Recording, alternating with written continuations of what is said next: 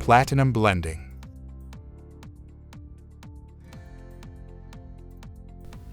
Platinum adds 3 more advanced blending options that include 3-phase blends, thumb weights, and curvature continuous blends. Let's go ahead and demonstrate the 3-phase blend. A 3-phase blend will take as input 3 neighboring faces and create a variable radius blend that consumes the middle face.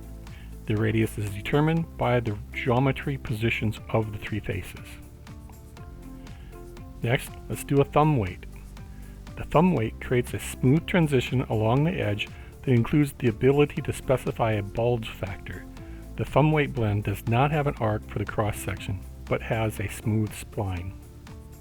Increasing the bulge factor pushes the blend along the tangent vector.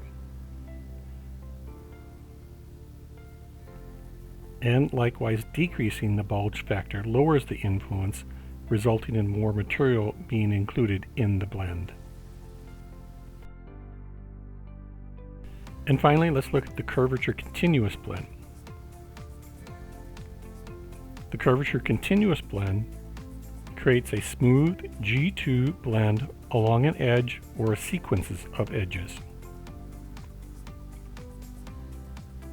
Use the data entry window to change the radius value.